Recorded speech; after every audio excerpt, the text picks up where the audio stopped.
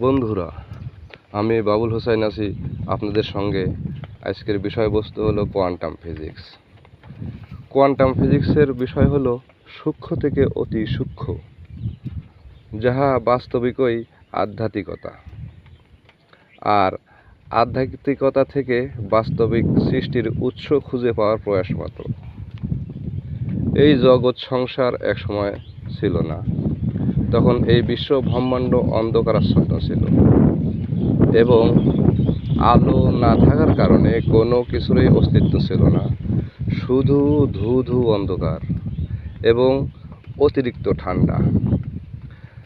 আর এই ঠান্ডার কারণেই পানির উৎস, আর এই পানি থেকে বরফের চাই তৈরি হয়।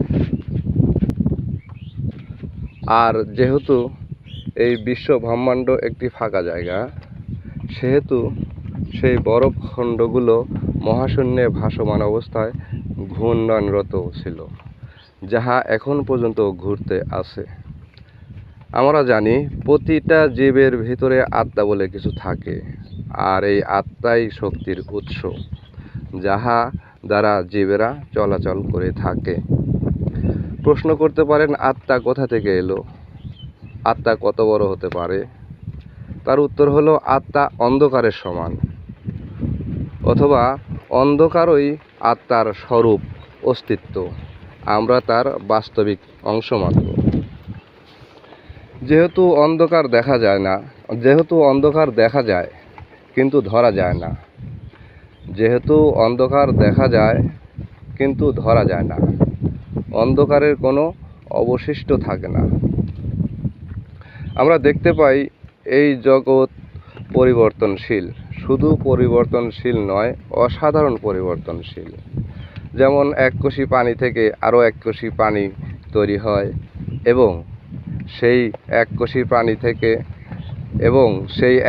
প্রাণী নিজেও সময়ের পরিক্রমায় 2 কোষী, 3 কোষী, 4 কোষী হতে থাকে, আর ইহাকেই বিবর্তন বলে। এখন প্রশ্ন হলো, জীব এলো কোথা থেকে? আমরা কম বেশি সবাই জানি,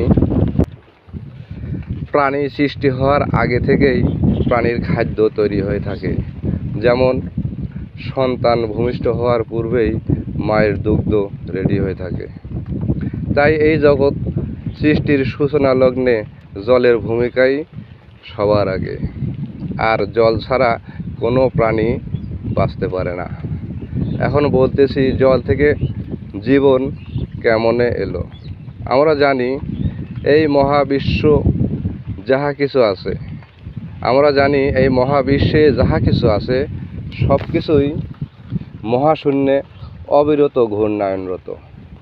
তাই এই মহাশূন্যে ঠান্ডায় প্রথম যে বরফের চাই তৈরি হয়েছিল এবং আজ পর্যন্ত হয়ে চলছে অন্ধকারের বিভিন্ন প্রান্তরে, সেহেতু শেষ সীমানা অন্ধকার, আর যার নাই কোনো আকার।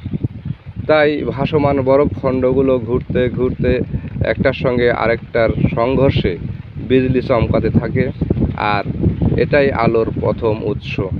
আর এই আলোয় বরফ খণ্ড গলতে থাকে এবং ঘুরতে থাকে, আর এই ঘূর্ণায়নরত জলের ভিতরে ফেনার তৈরি হয়।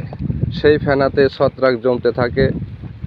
এই ছত্রাক থেকে শ্যাওলার সৃষ্টি, শ্যাওলা থেকে কিছু ঘাস, গাছ, বিভিন্ন প্রজাতির বৃক্ষের সৃষ্টি, এবং বিভিন্ন বৃক্ষের নানা রকম ফল হয়ে থাকে, এবং ফলগুলো পেকে নষ্ট হতে থাকে আর দুর্গন্ধ ছড়াতে থাকে। এবং এই দুর্গন্ধে ফলের ভিতরে প্রথম এককোষী প্রাণীর আবির্ভাব হয়, আর সেই এককোষী প্রাণী থেকে কোটি কোটি কোষীর প্রাণীর আবির্ভাব হয়েছে। আর প্রাণীকুলের ভিতরে একমাত্র মানুষ প্রাণীকুলের লেটেস্ট ভার্সন।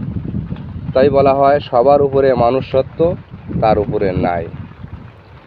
আর তাই মানুষ তার বিবেক বুদ্ধি দ্বারা সব কিছুই চিনতে পারে ও জানতে পারে, যদিও জ্ঞানের কোনো পরিধি নাই।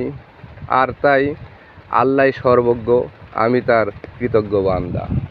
প্রকৃতপক্ষে এই জগতে সজীব ও নির্জীবের খেলা চলতেছে। তাই কবি বলেন, নিরাকার অন্ধকারে ঘুমন্ত জ্ঞান ও জাগ্রত প্রাণের সঞ্চালন, বিশ্ব ব্রহ্মাণ্ডের অস্তিত্বের বাস্তবায়ন। আমি মোহাম্মদ বাবুল হোসাইন, আজ এ পর্যন্তই। আশা করি সবাই ভালো আছেন, ভালো থাকবেন।